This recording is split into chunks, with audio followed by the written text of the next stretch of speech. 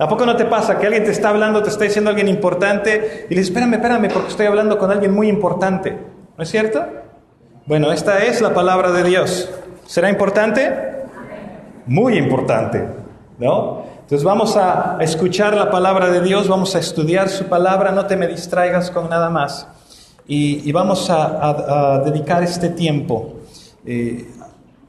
para estudiar y escudriñar las Escrituras. Mira, vivimos en un mundo en el que las reglas y los límites nos hacen sentir seguros. Pero al mismo tiempo, por alguna extraña razón, las reglas y los límites también nos hacen sentir cierta aberración hacia las reglas o contra ellas. Por un lado, si tú tienes un negocio y si tú quieres que en tu negocio todo el mundo manosee tus productos, lo único que tienes que hacer es poner un letrero que diga no tocar. ¿No es cierto? Y todo el mundo va a estar agarrando las cosas a cada rato. ¿Por qué? Porque pareciera que es una invitación desde el más chico hasta el más grande a que no cumpla con la regla. Dice no tocar y todos quieren tocarlo y todos quieren agarrarlo y todo el mundo quiere hacerlo. Son letreros que nos fascinan, ¿no es cierto? No tocar, no pises el césped, no estacionarse, no use el celular y maneje, no entre con bebidas y alimentos. Es una guerra y es un problema y todo el tiempo queremos estar en contra de todas estas cosas que se nos dicen. Yo no sé por qué todas estas prohibiciones traen a nuestra vida una tentación muy especial como para no cumplirlas, ¿verdad? Y queremos simplemente hacer todo lo contrario a lo que nos dicen. Pero por el otro lado, déjame decirte algo. Las reglas tienen otra función. Las reglas hacen que nos sintamos seguros. Nos dan claridad en cuanto a lo que se espera de nosotros. Nos dicen por qué camino debemos de seguir. Sabemos qué esperar de los demás. Por eso los semáforos, aunque nos chocan, decimos, ¡ay, está en rojo! Sabemos que son necesarios. Porque nos ayudan a que no choquemos y a que no pase cada quien a la hora que quiere. De hecho, yo no sé si a ti te ha pasado, pero algunos de nosotros a veces hemos dicho, ¡ay, deberían de poner un semáforo en esta esquina! ¿No es cierto? Porque nos da seguridad, porque nos ayuda a entender y vemos la utilidad y la validez de esa regla. Cuando tienes un cupón de descuento y llegas a la caja y no te lo respetan, ¿qué dices? Óyeme, aquí el cupón dice que es tanto y es válido y expira hasta dentro de 2 semanas. Me lo tienes que respetar. ¿No es cierto? Porque te da seguridad, porque dices, tengo las reglas dicen que puedes hacer esto. Y vemos su uso y vemos su validez. Pero incluso en nuestra casa, por mucho que nos choquen las reglas o a nuestros hijos les choquen las reglas de nosotros, sabemos que nos protegen, sabemos que traen orden a nuestra vida y que traen seguridad a nuestra familia. Es como un engranaje, ¿ves? Los engranes van girando, todo está caminando como debe de ser. Pero si uno de ellos se amarra, si uno de ellos no está lubricado, toda la maquinaria se empieza a amarrar y ¡pum! Salen volando las cosas. ¿No es cierto? Hace algunos meses una persona me decía, no, es que yo no quiero ser cristiano. Y yo, ¿por qué? ¿Por qué no quieres ser cristiano? Yo no quiero ser cristiano porque los cristianos nada más te prohíben cosas. No te dejan vivir, no te dejan disfrutar la vida. Todos son prohibiciones. Es que no, ¿qué prohibiciones? No, es que si eres cristiano no puedes tomar. Si eres cristiano no puedes fumar. Si eres cristiano no puedes ir a los antros. Si eres cristiano no puedes divertirte, no puedes tener novia, puras cosas de esas. Yo no sé a qué iglesia habría ido, pero lo triste es que muchas iglesias son así. Y la gente cree que eso quiere decir ser cristianos. Pero ¿sabes algo? No se nos da gusto con nada. Incluso en el mundo secular, si tú hablas con un jugador de fútbol, soccer profesional, te va a decir que tampoco puede tomar, que tampoco puede irse a divertir, que tampoco puede irse a parrandear por lo menos 2-3 días antes de un partido. Y tiene que cumplir ciertas reglas, y tampoco puede fumar, y tampoco puede hacer muchas cosas. Pero nadie habla de eso. Si es en el contexto religioso, entonces sí. ¿Me explico? El miércoles estaba hablando con un grupo de pastores allá en Seattle y uno de ellos me platicaba que un hombre de su iglesia, que es un hombre pues muy respetuoso y una persona muy entregada, dice: yo quiero ir a trabajar con la policía de Canadá porque quiero ayudarles a combatir el crimen del tráfico humano. Y entonces fue a la policía de Canadá y metió su solicitud y le dijeron: sí, necesitamos gente como usted que tiene este perfil para poder combatir el crimen y combatir todas estas cosas que están sucediendo tan horribles en el mundo. Y este hombre mete su solicitud y mete todos sus papeles y entonces hacen la entrevista de trabajo. Y entre las cosas que estas personas hacen, empiezan a pedirle pues, que tienen que investigar un poquito su vida y tienen que ver ciertas cosas antes de entrar a trabajar en algo tan especial y tan delicado. Y cuando llega la entrevista de trabajo le dicen: ¿sabe qué? Usted no va a poder trabajar con la policía. Dice: ¿pero por qué? Porque mientras estuvimos investigando su vida y mientras estuvimos investigando sus computadoras y todo esto, nos dimos cuenta que en su laptop usted tiene programas piratas y tiene películas piratas en su laptop. ¿Cómo puede usted venir a la policía a decir que va usted a pelear y a defender la ley y el orden cuando usted mismo no cumple la ley? ¡Qué tremendo!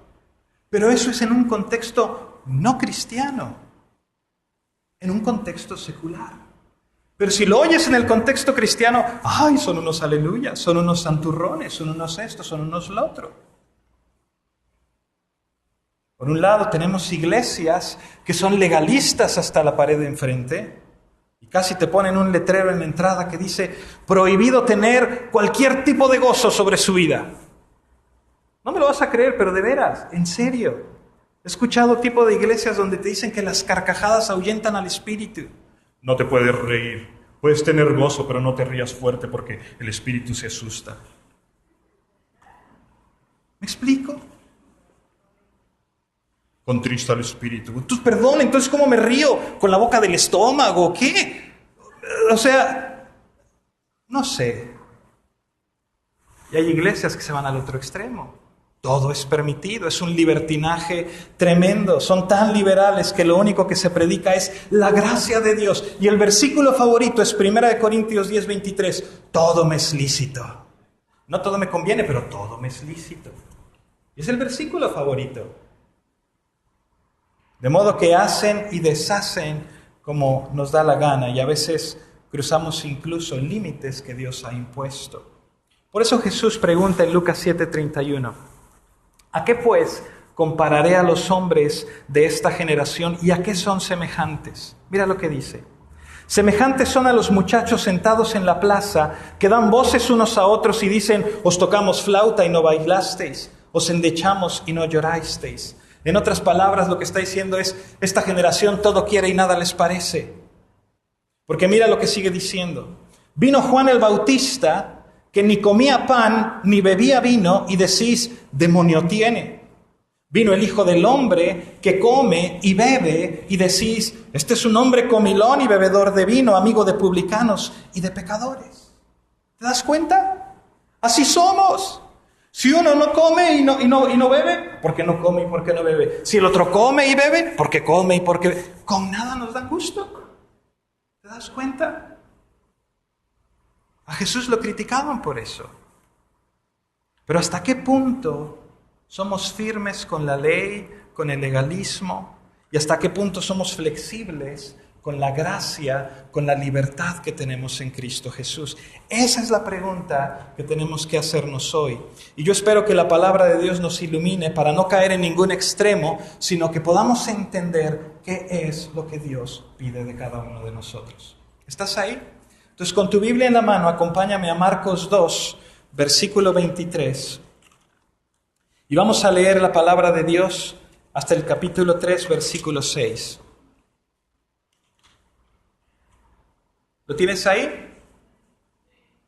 Hermanos y hermanas, esta es la palabra de Dios. Aconteció que al pasar él, está hablando de Jesús, por los sembrados un día de reposo, sus discípulos, andando, comenzaron a arrancar espigas.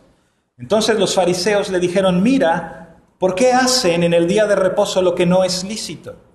Pero él les dijo, ¿nunca leísteis lo que hizo David cuando tuvo necesidad y sintió hambre, él y los que con él estaban? ¿Cómo entró en la casa de Dios siendo Abiatar sumo sacerdote y comió los panes de la proposición, de los cuales no es lícito comer sino a los sacerdotes, y aún dio a los que con él estaban?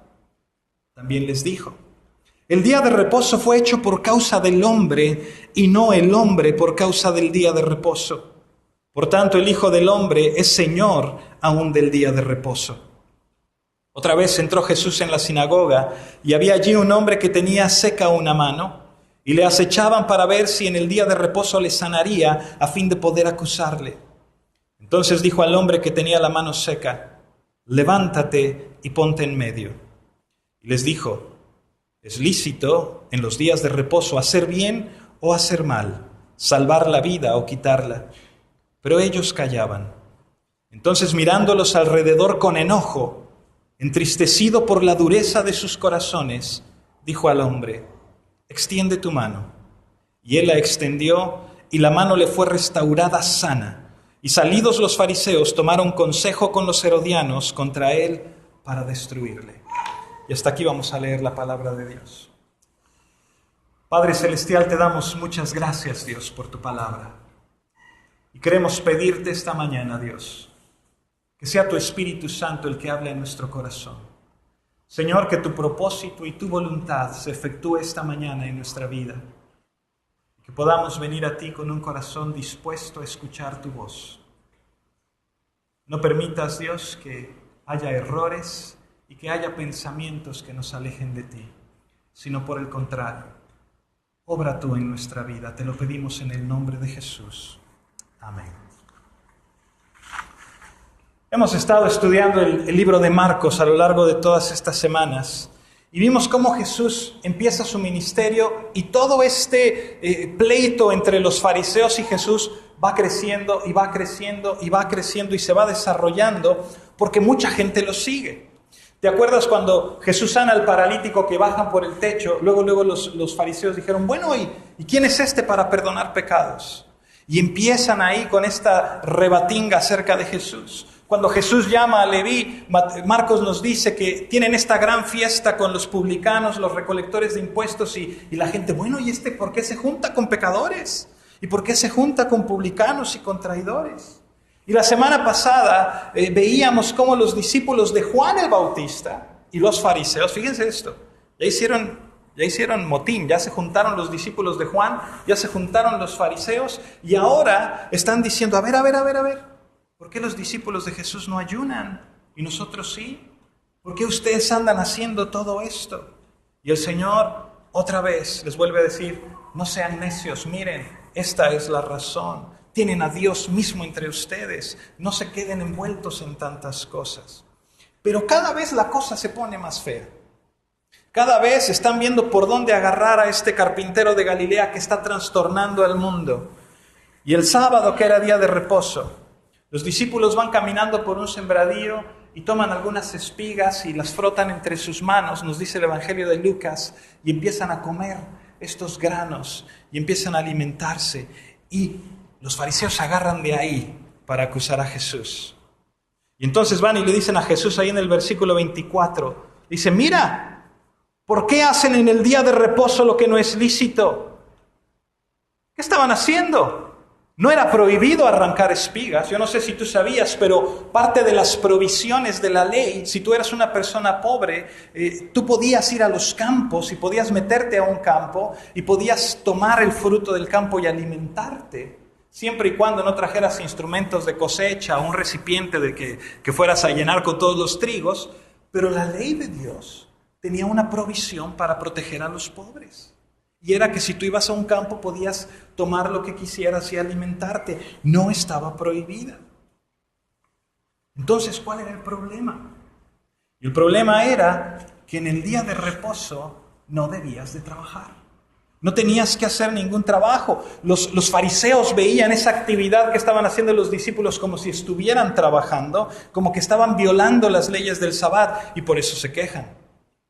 Pero ¿cuál era el Sabbat? ¿Cuáles eran las leyes del Sabbat? Y déjame te lo explico para que tengamos un poquito el contexto, porque ninguno de nosotros somos judíos ni hemos crecido con todas estas tradiciones, pero el día de reposo no nada más es el cuarto de los 10 mandamientos que observemos el día de reposo, sino que en Éxodo 31, cuando Dios le da instrucciones a Moisés acerca de crear el tabernáculo, acerca de crear el arca del pacto, cuando le empieza a dar todas estas instrucciones acerca de cómo debe conducirse la nación con la presencia de Dios entre ellos, mira lo que les dice el Señor. Habló además Jehová a Moisés diciendo, tú hablarás a los hijos de Israel, diciendo, en verdad vosotros guardaréis mis días de reposo, porque es señal entre mí y vosotros por vuestras generaciones, para que sepáis que yo soy Jehová que os santifico.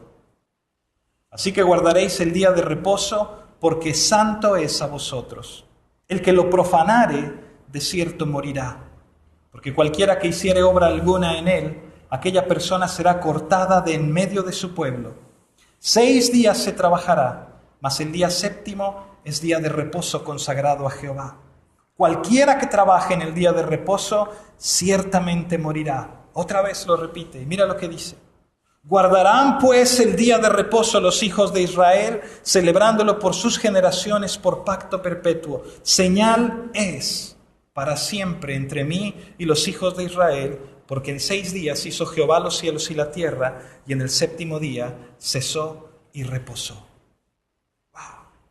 Más claro ni el agua, ¿verdad? Tanta insistencia tiene que tener alguna razón. ¿Por qué todo esto, Señor? ¿En qué consistía? Consistía en que el sábado, el séptimo día de la semana, que ahora corresponde al sábado, tenían que descansar. Los miembros de tu familia, tus siervos, tus trabajadores, toda la gente, los animales incluso, no podían hacer ningún tipo de trabajo. No debían hacer ninguna obra, no debías recoger leña para tu casa. No había estufas de gas ni nada eléctrico, ¿verdad? Entonces todo dependía de la leña. El sábado no podías. Tenías que juntar suficiente el viernes, porque rompías la ley. No debías encender el fuego en tu casa durante el sábado. Lo tenías que encender desde el viernes y mantenerlo encendido.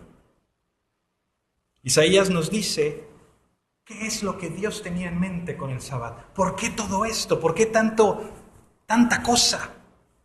Mira lo que dice, Isaías 58:13. Si retrajeres del día de reposo tu pie, de hacer tu voluntad en mi día santo, y lo llamares delicia, santo, glorioso del Señor, y lo venerares no andando en tus propios caminos, ni buscando tu voluntad, ni hablando tus propias palabras, entonces te deleitarás en Jehová. Dios quería que el día de reposo, que ninguna otra nación observaba, nadie más en la tierra tenía un día de descanso en la semana, únicamente los judíos. Lo que Dios quería para el día de reposo es que aquellos que conocen a Dios pudieran darse cuenta de que dependen de Él, que era un día para darle gloria, que era un día para reconocer su grandeza, que al descansar de nuestras labores estamos confiando en su provisión, estamos confiando en su manutención, estamos confiando en que Él es quien tiene cuidado de nosotros, que no somos nosotros quienes producimos para nuestras necesidades, sino que podemos descansar y confiar en Él. Era una manera de proclamar que Él es Dios. Era una manera de decirle a toda la gente que Él es Dios. ¿Me explico? Cuando el pueblo de Israel andaba en el desierto y Dios les daba el maná, el día del reposo no había maná. Tenían que juntar suficiente el viernes y todos los días de la semana caía pan del cielo, menos el sábado. Porque ellos tenían que guardar el reposo. El problema con los fariseos es que ellos empezaron, no nada más con ellos, sino con todos los que tuercen las escrituras o lo sacan de contexto, empezaron a hacer cosas absurdas. Empezaron a aumentarle y a ponerle y a ponerle y a ponerle más cosas a lo que Dios estaba diciendo. Y decían, estamos honrando a Dios. Fíjate nada más lo que hacían. Ellos dicen, bueno, si es día de reposo, nada más puedes caminar 1999 pasos. Si caminas un paso más, estás violando el día de reposo. Dios no dijo eso. Dios no dijo cuántos pasos podías caminar. Ah, no, ellos, la ley dice, 1999. Y si rompías el día de reposo, ¿cuál era la pena? ¿Te acuerdas? ¿Qué dijo el chinito? Cuelo, ¿verdad? Muerte.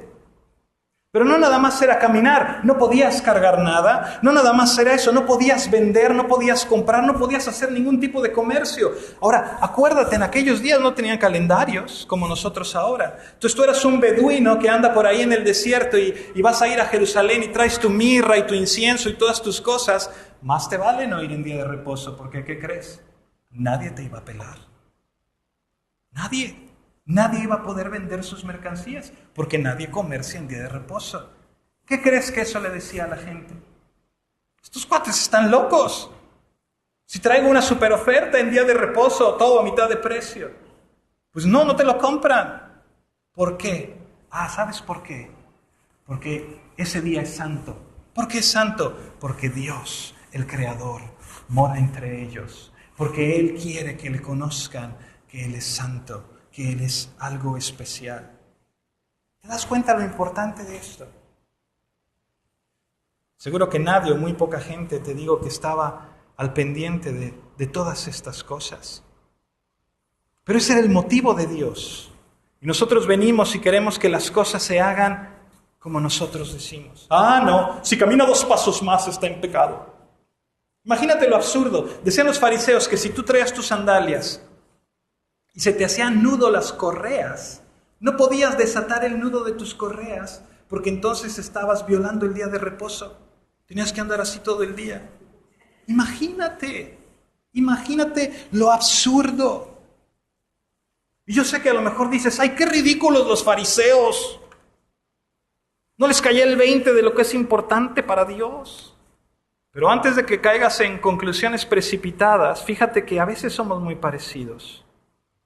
Conocí una jovencita que empezó a ir a la iglesia. Y llegaba a la iglesia y salía de la reunión y se prendía su cigarro. Y mientras estaba fuera de la iglesia fumándose su cigarro, conviviendo con la gente, echándose las papitas y los refrescos ahí, y estaba con su cigarrito. No le duró mucho el gusto antes de que llegara todo mundo. ¡Ay, estás fumando! ¿Que no sabes que el cuerpo es el templo del Espíritu Santo? ¿Que no sabes lo que le estás haciendo a Dios? ¿Que no sabes que Dios aborrece el humo? ¿Que no sabes que...? Todo el tiempo con esta jovencita. Ya te las sabes todas, ¿no? ¿Y sabes algo? El menor de los problemas de esta jovencita era el cigarro.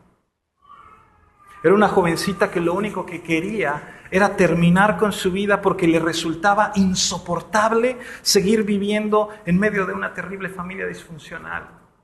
En una historia de abusos, en una historia de cosas sin nadie a quien le importe, sin nadie a quien correr, donde se sentía sola en medio de compañía. Y cuando viene a la iglesia, la gente se preocupaba por si fumaba o si no fumaba. Que dices, gracias a Dios que era en otra iglesia, ¿verdad? No, así somos.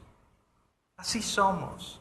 Empezamos a ver y estamos tan ocupados criticando a los demás, estamos tan ocupados señalando. Y yo no sé si tú lo sabías o no, a los pastores nos va como en feria. O sea, a nosotros nos critican todo.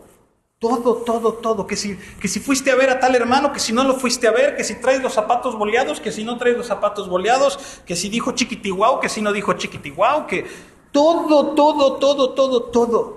Me da risa de veras. Hace como 3 años había una señora a la que yo quería muchísimo y estaba furiosa, estaba fúrica. Mira, por lo menos tuvo la decencia de hablar conmigo, no lo anduvo diciendo escondida, sino que habló conmigo y me dice, es que yo no puedo soportar. Así me dijo. ¿Cómo es posible que usted ande el sábado en el malecón caminando con sus hijos y con su esposa? Yo, pues porque tengo 2 piernas y puedo. No. Un pastor tiene que estar las 24 horas ocupado por el rebaño del Señor y bla, bla, bla, bla, bla, bla, bla. Digo, ay, qué bueno que me dice usted eso. Para entonces llevarme mi catre a la iglesia y mandarle una postal a mi esposa y a mis hijos. ¿Este era su papá? ¿De dónde sacó eso? Cuando tú lees el libro de los Hechos y tú ves la iglesia de los Hechos, tenían 5,000 varones. 5,000 varones en la iglesia. ¿Tú crees? Imagínate a Pedro yendo a visitar a cada una de las personas.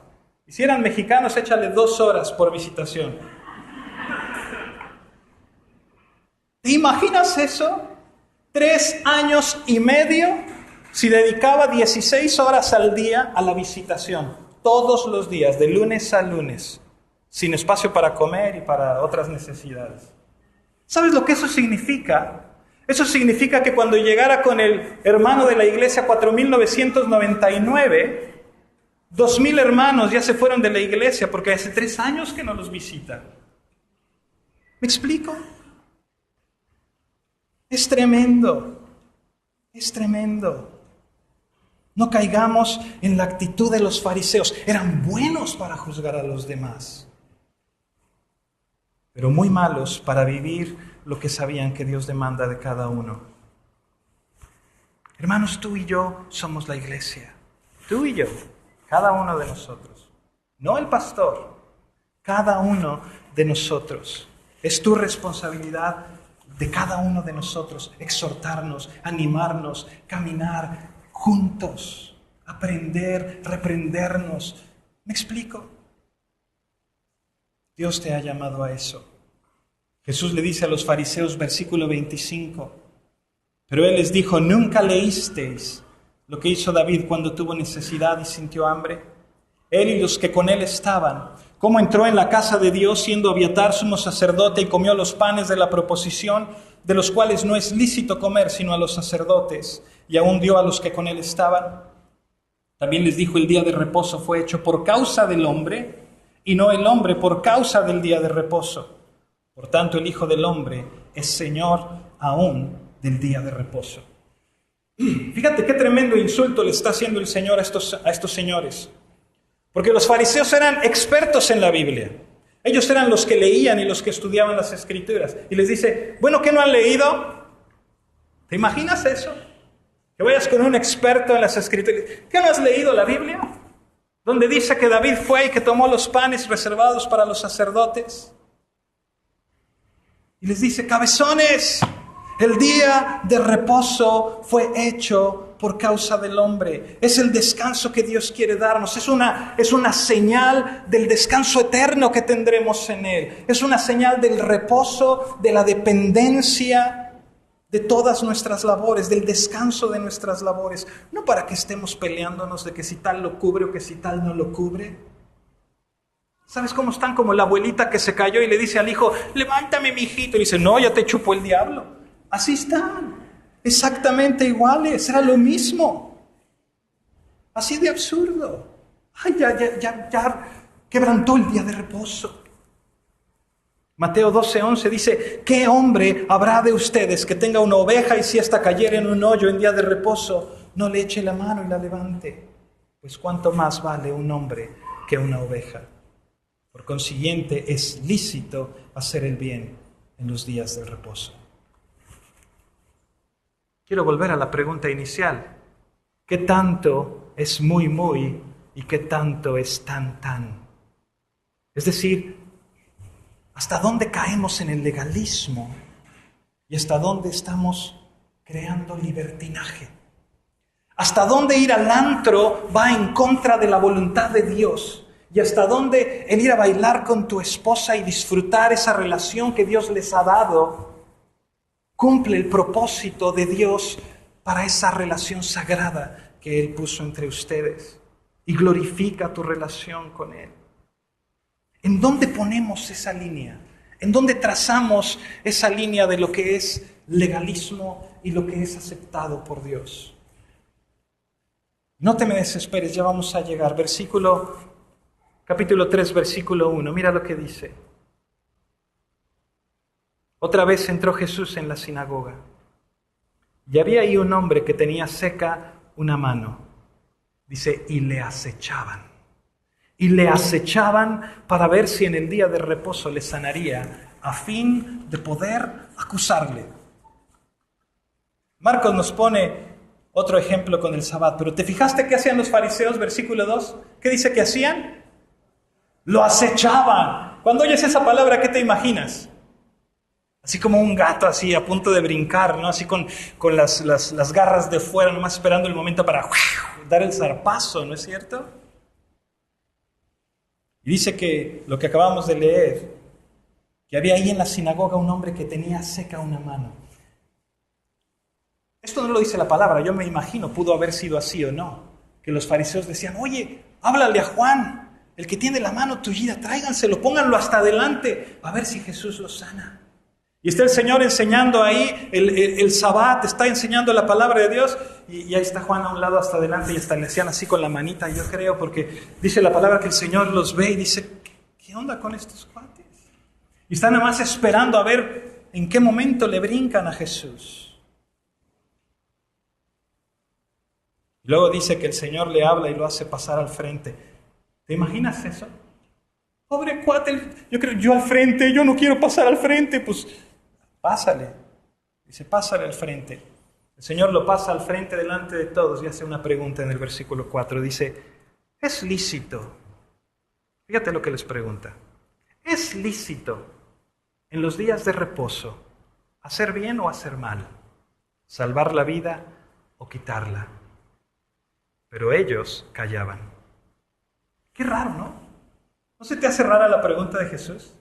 O sea, fíjate, mírala con cuidado. Dice, ¿es lícito en los días de reposo hacer bien o hacer mal? ¿Salvar la vida o quitarla? Señor, o sea, ¿me estás preguntando si es lícito hacer mal? ¿Me estás preguntando si es lícito quitar la vida? Es lo que está preguntando. Es una pregunta retórica. Claro que no es lícito hacer mal, claro que no es lícito quitar la vida, pero ¿qué tiene que ver con el día de reposo? Tiene que ver mucho, porque lo que Jesús les está diciendo es, ¿cómo es posible que estés preocupado si Jesús sana a alguien en el día de reposo cuando el mal no descansa? Cuando el mal, sea día de reposo, sea día de lo que sea, el mal siempre está, el homicida siempre está quitando la vida, la enfermedad siempre está creciendo, la muerte está a la vuelta de la esquina, las 24 horas, lo malo está ahí. ¿Y tú te pones a preocuparte si hago el bien en el día de reposo? Mira lo que dice el versículo 5. Dice, entonces mirándolos alrededor con enojo. Con enojo. Esa palabra en el griego es una palabra de un enojo profundo.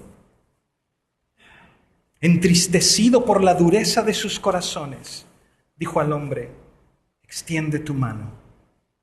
Y él la extendió y la mano le fue restaurada sana. Y salidos los fariseos, tomaron consejo con los herodianos contra él para destruirlo. ¡Qué tremendo! ¡Qué tremendo! Mira, Jesús nunca se enojó con un pecador arrepentido. Nunca se encendió su ira contra la gente debido a su ignorancia o porque estaban perdidos. Si quieres ver a Jesús enojado, si quieres ver a Cristo profundamente enojado, tráele un santurrón.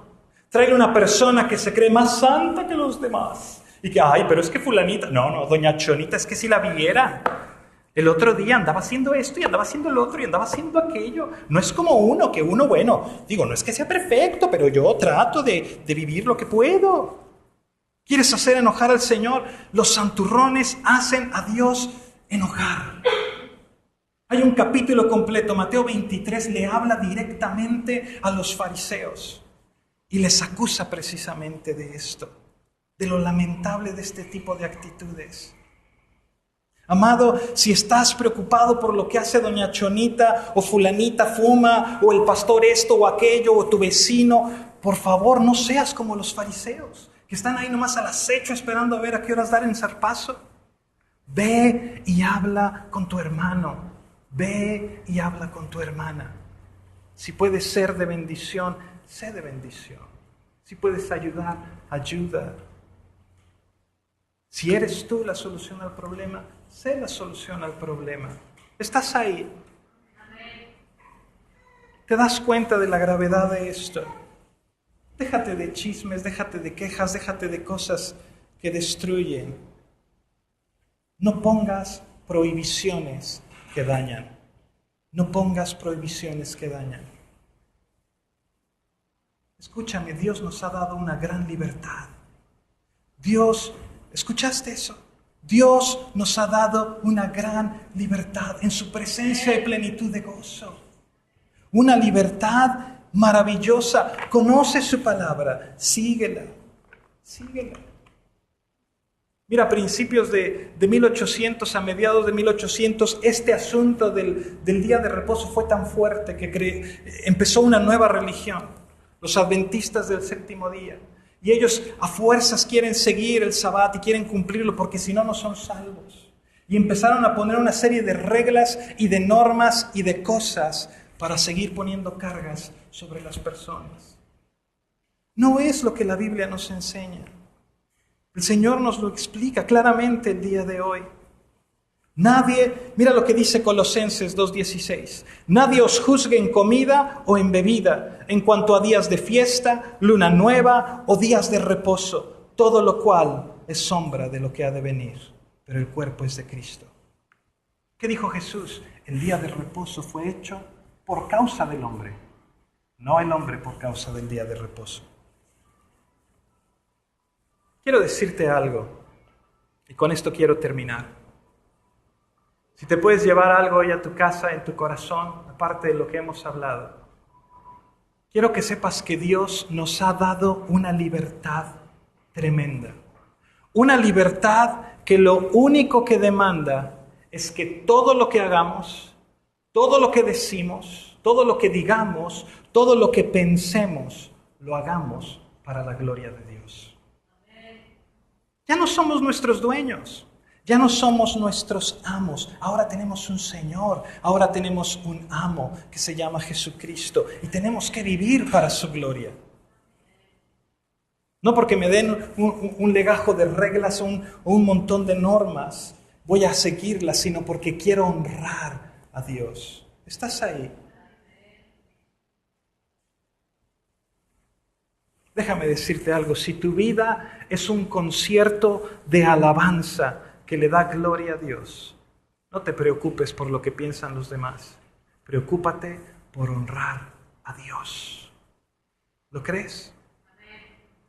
Es lo que dice su palabra. Pablo preguntaría, bueno, entonces ¿qué? ¿Usaremos la gracia como justificación para pecar? De ninguna manera. Tenemos que darle honra a Él. Al final de este pasaje el Señor se entristece y está entristecido por la dureza de sus corazones y le dice al hombre, mira, extiende tu mano. Este hombre extiende su mano y el Señor lo restaura. Y los fariseos toman consejo con los herodianos en contra de Jesús. Según ellos, Jesús no podía sanar a un hombre en día de reposo. ¿Pero quieres ver la necedad de estos hombres? En día de reposo ellos sí pudieron reunirse y confabularse y empezar a tramar consejo contra Jesús. ¿Y sabes quiénes? Los herodianos, que eran enemigos de los fariseos. Entonces los fariseos y los herodianos, que eran enemigos, ahora andaban de cuatachos con tal de acabar con Cristo. Así de grande puede ser la venda en nuestros ojos. Así de serio puede ser nuestro orgullo, nuestra santurronería, que estamos dispuestos a hacer lo que sea con tal de que las cosas se hagan como yo digo y no como Dios quiere. Yo no sé si tú has sido de esas personas que crees que siempre tienen la respuesta a todo y que tú siempre estás bien y que todos tienen que hacer lo que tú dices, pero quiero invitarte a que le pidamos perdón el día de hoy al Señor, que lo hagamos con humildad, que lo hagamos con sencillez de corazón. Jesús no vino a condenarnos. Jesús vino a salvarnos, vino a dar su vida en rescate por muchos. Pero si nosotros tenemos esa actitud no arrepentida, si nosotros tenemos esa soberbia que nos sepulta, no podemos agarrarnos de la gracia de nuestro Señor. ¿Estás ahí? Entrégale hoy tu vida, entrégale hoy tu corazón, entrégale hoy tus deseos. Dile, Señor, perdóname. Yo quiero vivir y quiero honrarte con todo lo que soy. ¿Por qué no te pones de pie? Déjame orar por ti. Padre Celestial, esta mañana queremos venir delante de tu presencia. Señor, cada uno de nosotros sabemos que hemos pecado, que hemos cometido pecados y que pecamos constantemente en contra de ti, en contra de tu santidad, en contra de quien tú eres. Señor, a veces somos tan orgullosos que nos ponemos en el podio del juez y queremos juzgar a nuestros hermanos y hermanas. Y criticamos y hablamos con los demás. Y si no hacen lo que nosotros creemos que debieran, están reprobados. Pero Padre, hoy queremos decirte que sabemos que nosotros estamos reprobados delante de ti. Porque nosotros hemos querido tomar tu lugar como jueces. Hemos querido criticar, hemos querido calumniar tras la careta de amor y de cuidado y de cariño. Señor, perdónanos. Ayúdanos, Señor, a ser ese reflejo de tu gracia. Ayúdanos, Señor, a poder levantarnos en este lugar, en esta iglesia, en esta ciudad, en este país, como hijos de Dios que son una luz en el mundo, que resplandecen con la gracia, con la majestad de Cristo. Señor, que podamos ser vidas transformadas, testimonios de tu amor, testimonios de tu bondad, de tu misericordia, de tu gracia. Padre, yo te pido que cada uno de aquellos que el día de hoy quiere acercarse a ti y conocerte como tú eres, que tú le permitas, Señor, que tú le permitas venir a ti y poner su vida delante de tus pies. Llénanos, Señor, de ti, llénanos de tu Espíritu Santo y danos la gracia de honrarte con nuestras vidas. En el nombre precioso de Jesús. Amén.